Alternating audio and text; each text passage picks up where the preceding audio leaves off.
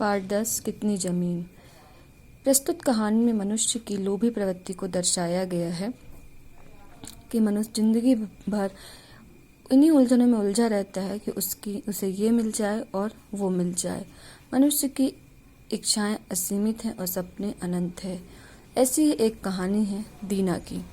चलिए कहानी पढ़ते हैं। दो बहनें थीं। एक बड़ी बहन का विवाह कस्बे के सौदागर से हुआ था और छोटी बहन का विवाह देहात के एक किसान से हुआ था। बड़ी बहन छोटी बहन के घर आकर अपने शहर की तारीफ करती। फैंसी कपड़े पहनते हैं हम, देखो कैसे आराम से रहते हैं, स्वाद स्वाद का खाना खाते हैं, तमाशे, थिएटर, बाग बगीचे देखते हैं। छोटी बहन को बात लग गई। उसने अपनी बड़ी बहन से कहा, मैं तो अपनी ज़िंदगी कभी तुम्हारे साथ अदला बदली ना करूं। चिंता फिक्र से हम छोटे किसानी ज़िंदगी चिकनी और फूली नहीं दिखती। मतलब राज से ठाट तो नहीं दिखता है, किंतु मेहनत से तंदुरुस्ती भी बनी रहती है और उम्र भी लंबी होती है।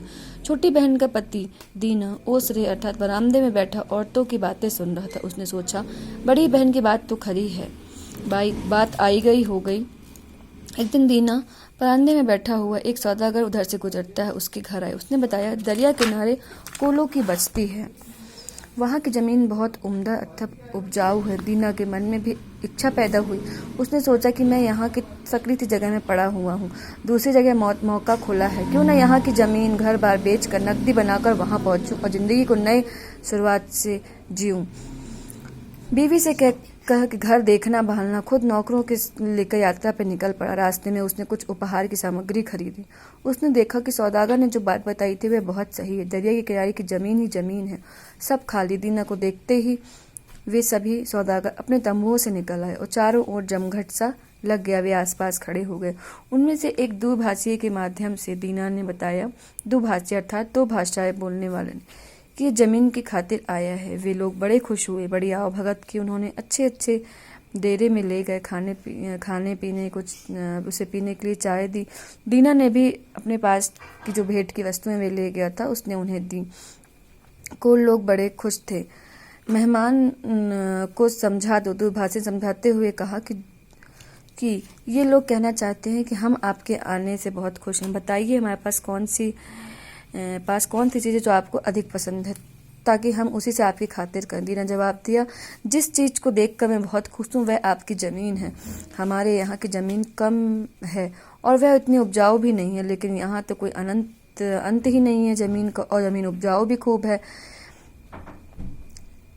दीना को अपने लोग समझा दी। कुछ देर बाद आपस में सलाह करते रहे और बातचीत चल रही थी। बड़ी ही मलदार टोपी पहने सरदार वहां पहुंचा।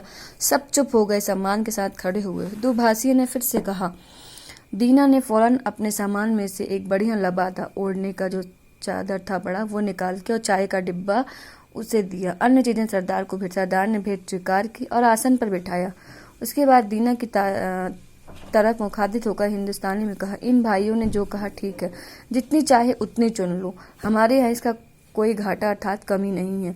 दीना ने सोचा, चाहे जितनी जमीन जैसे ले सकता हूँ, पक्का करने के लिए दस्तावेज वगैरह तो चाहिए, नहीं तो जैसे आज इन्होंने कह दिया तुम्हारी है, पीछे वैसे ही किसी और को भी दे दें।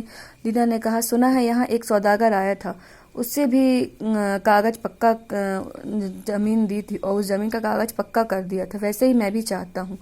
सौदागर ने कहा, हाँ वह यह आसानी से हो सकता है, हमारे यहाँ एक मुंशी है, कस्बे में चलकर लिखा पढ़ी पक्की कर लेंगे और रजिस्ट्री हो जाएगी। दीना ने पूछा, कीमत की दर क्या होगी?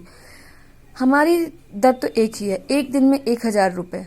दीना समझा नहीं, बोला, दिन का क्या हिसाब है? कैसा हिसाब बताइए, कितने एकड़? सरदार ने कहा, यह सब गिनना गिनाना हमसे नहीं होता, हम तो दिन के हिसाब से बेचते हैं। जितनी जमीन तुम एक दिन में पैदल चलकर नाप लो वह तुम्हारी है, और कीमत दिन भर की 1000। दीना अचरज में अर्थात आश्चर्य में पड़ गया। और एक दिन तो बहुत ही जमीन को घेरा जा सकता है। सरदार हंसकर बोला, हाँ क्यों नहीं, बस वह सब तुम्हारी, लेकिन एक शर्त है, अगर तुम उसी दिन उसी जगह ना आए जहाँ से चले थे तो कीमत जब्त समझी जाएगी। दीना खुश हुआ। तय हुआ, अगले दिन सवेरे चलना शुरू कर दिया जाएगा। फिर कुछ बातें हुई, खाना पीना हुआ करते हुए रात की। दीना लेटा, उस पर उसे नींद नहीं आई। वह रह रहकर जमीन के बारे में सोचने लगा। दरवाजे से झांक कर देखता है तो सवेरा होने वाला था। वह खड़ा हो गया, गाड़ी में सोते हुए आदमी को जगाया, गाड़ी तैयार करो, कौन लोग को बुलाने चल दिया। सवेरा हो गया, जमीन नापने चलना है। कोल लोग भी तैयार हो गए। दीना ने फावड़ा रख लिया। खुले मैदान में जब वे पहुंचे तो तड़क आ गया। सवेरा हो रहा था। पास ऊंची टेकड़ी थी और खुला बिछा मैदान था। टेकड़ी पर पहुंचकर सरदार ने दूर फैले मैदान की तरफ हाथ उठाकर कहा, देखते हो, जहाँ तक नजर जाती है वहाँ तक हम लोगों की जमीन है। तुमसे जितनी हो चाहो ले लो। दीना की आंखें चमक उठी। धरती एकदम अछूती पड़ी थी। सरदार ने सिर की रोएदार टोपी उतारी और धरती पर रख दी। कहा, यह निशान है, यहाँ से चलो और यहीं आ जाओ। जितनी जमीन चाहे ले लो, वही तुम्हारी है। दीना ने भी रुपए निकाले और टोपी पर गिनकर रखे। फिर उसे पहना हुआ अपना कोट उतार दिया, धोती कस ली, अंगोछे में रोटी के बांध ली, अपने आदमी को फावड़ा लिया और चलने को तैयार खड़ा हुआ। कुछ क्षण सोचता रह गया कि जिस तरह चलना बेहतर होगा उसी तरह सभी तरफ का लालच था। फिर उसने तय किया कि ठंडा ठंडा रास्ता अच्छे से पार हो सकता है। उसने खुले मैदान में कदम बढ़ाकर चल दिए। शुरू में वह धीमे चला, फिर जैसे जैसे वह तेज चलने लगा। 1000 गज चलने पर वह ठहरा और एक गड्ढा किया उसने। उसके बाद ऊंची चिंदी आसानी से दी। फिर आगे बढ़ा। बदन में फुर्ती आ गई। उसने तेज चाल की। दूसरा गड्ढा खोदा। पीछे मुड़कर देखा। धूप टेकड़ी साफ दिखती थी। उस पर आदमी खड़े थे। अंदाजन 3 मील वह आ गया था। धूप में ताप रहा था। कुर्ते से बास्केट उतार कर कंधे पर डाल ली। फिर चल पड़ा। ऐसे चलते चलते 3 मील चल चुका हूँ। उसने दूसरी दिशा लूंगा। कैसी उम्दा जगह है। हाथ से जाने नहीं देना चाहिए। लेकिन वह अजब बात है, जितना आगे बढ़ा उतनी अच्छी जमीन उसे एक से बढ़कर एक मिलती थी।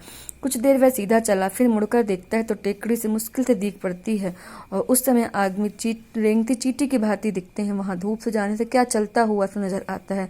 दीना ने सोचा, ओह, मैं इधर काफी बढ़ आया हूँ, अब मुझे लौटना चाहिए। उसे पसीना आ रहा था। उसे प्यास भी लग गई थी। उसने एक गड्ढा किया, उस पर घास का चेन डाला और सीधा दाईं तरफ मुड़ता चला आ गया। अब दोपहर होने को आई थी।